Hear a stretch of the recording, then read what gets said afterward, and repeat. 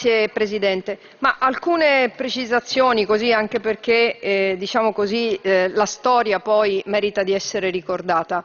La riforma costituzionale che portò alla soppressione delle province non venne fatta dall'amministrazione Serracchiani, e cioè dalla qui presente allora Presidente della Regione Friuli Venezia Giulia, ma iniziò molto prima. Iniziò con un voto in Consiglio regionale da parte di tutta la maggioranza di allora, che era una maggioranza di centrodestra, e portata avanti dall'allora Presidente della Regione Renzo Tondo. Quando si insedia l'amministrazione di centrosinistra, e quindi parliamo del 2013-2018, quella riforma costituzionale aveva già fatto il passaggio al Senato e alla Camera, poi rifatto, insomma era nell'ultimo miglio per la sua approvazione. Ci tengo a precisarlo perché l'unanimità sulla soppressione delle province parte dal centrodestra, si allarga la platea del centrosinistra, si conclude con l'amministrazione di centrosinistra. No, perché ho avuto l'impressione che o qualcuno era ipnotizzato all'epoca e non lo ricorda, oppure forse il racconto che dobbiamo fare delle modifiche che sono state fatte tutti insieme, dovremmo riconoscere che sono state fatte tutti insieme. Poi si possono avere opinioni diverse sulle conseguenze di quelle modifiche, sulle conseguenze di quelle riforme, su come quelle riforme sarebbero state fatte e attuate, però per cortesia non neghiamo l'evidenza. L'evidenza è che quella riforma nasce nel campo del centrodestra, viene portata avanti all'unanimità da tutto il Consiglio regionale, arriva in aula in Parlamento, viene votata sempre all'unanimità. Allora, io credo che questo serva anche per un secondo aspetto non meno importante, questo sì tutto politico. Noi stiamo parlando della riforma dello Statuto della Regione Autonoma Friuli Venezia Giulia. Quando si fanno riforme di questa portata, cioè riforme costituzionali, si dovrebbe anche, come dire, avere la cautela di non farle in così stretti lassi di tempo e di non farle con tale costanza, perché quella riforma di cui parlavo è del 2016, oggi la stiamo di nuovo riformando tornando esattamente un passo indietro. Tra l'altro, e questo è il tema, perché io credo che i colleghi siano in buona fede quando dicono questo è il mezzo per il fine, e il fine è avere enti intermedi che in qualche modo si pongano tra il Comune e la Regione e consentano nell'interesse dei cittadini di esercitare funzioni al meglio laddove il Comune da solo non possa farlo o la lontananza, diciamo così, rispetto alla Regione non consenta di farlo al meglio. Se questo è il fine, allora sul fine, o meglio anche sul mezzo, saremmo tutti d'accordo, perché tutti siamo d'accordo, anche laddove sono state soppresse le province all'unanimità, che servissero degli enti intermedi. Poi alcuni li chiamavano associazioni di comune, noi li abbiamo chiamati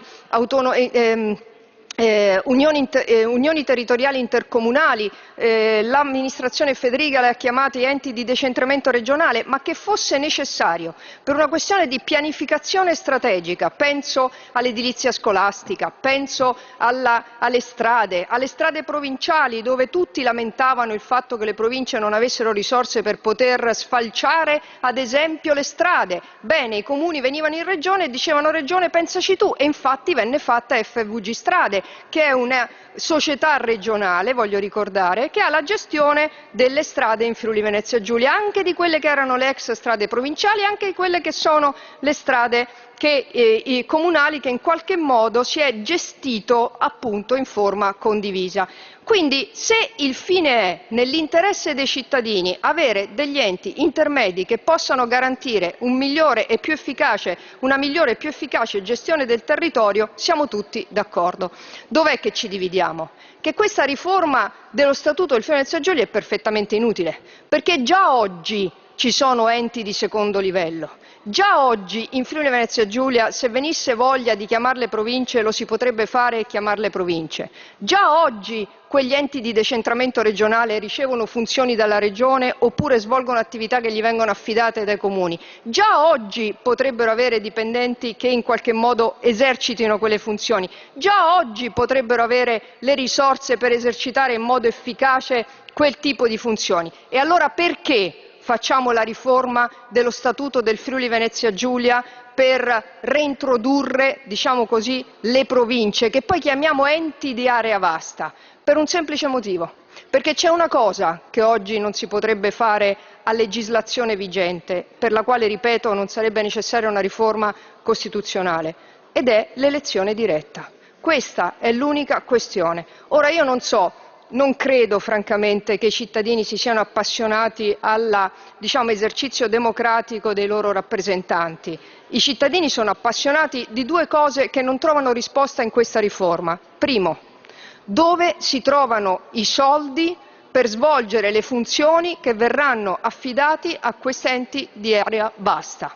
Due, ed è la cosa più importante, forse avrei dovuto dirla al contrario, quali sono le funzioni che vengono affidate a questi enti di area vasta? Perché questo è il punto. Cioè, se qua dentro ci fosse scritto quali sono le funzioni che vengono affidate a questi enti di area vasta e ci fosse anche detto come quelle funzioni poi vengono svolte, da chi, in quale modo, con quali risorse, ma noi avremmo certamente votato insieme a voi, perché anche noi riteniamo che quegli enti debbano avere una funzione chiara, risorse chiare, un esercizio chiaro dei loro rapporti all'interno del coordinamento degli enti locali in Friuli Venezia Giulia. Ma tutto questo non c'è. Non ci sono le funzioni, non ci sono i soldi, non ci dite che cosa vanno a fare questi enti di area vasta. Ci dite però, e questo ci è chiaro, anticipando, e questo lo voglio dire ai colleghi, anticipando quello che è la legge sulle province, perché sulle province non siete riusciti ancora a portarla qui, perché manca 1 miliardo e quindi non potete portarla qui, perché ci vuole 1 miliardo per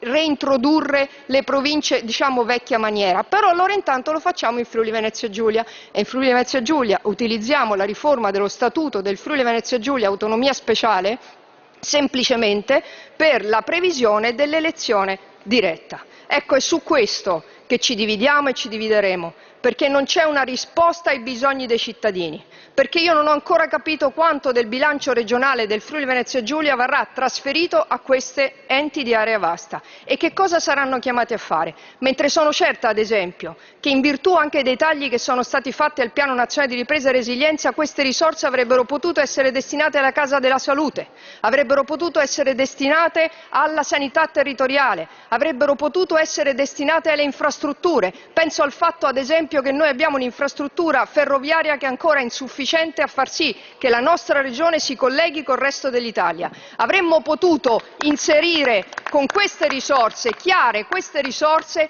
anche in quei bisogni, penso all'edilizia scolastica, penso ai piani strategici, penso al fatto che ci sono aree del Friuli Venezia Giulia che devono essere recuperate, riqualificate, rigenerate dal punto di vista urbano. Bene, con quelle risorse noi non abbiamo bisogno di avere l'ennesimo ente di area vasta ad elezione diretta di cui non conosciamo le funzioni e non sappiamo a chi gli daranno le risorse, ma sappiamo con certezza che ci sono scelte che devono essere condivise da più comuni, scelte che devono essere condivise con la Regione. E voglio ricordarlo, Presidente, stiamo parlando di una regione straordinaria, bellissima, di cui io e tutti i colleghi di opposizione e maggioranza siamo orgogliosissimi, ed è una regione di poco più di 1.100.000 abitanti. Ha bisogno della reintroduzione di tutte quelle province? No, ha bisogno di una risposta ai bisogni dei cittadini e questa risposta con questa riforma dello Statuto non c'è. Si risponde ad un ceto politico, non si risponde ai cittadini.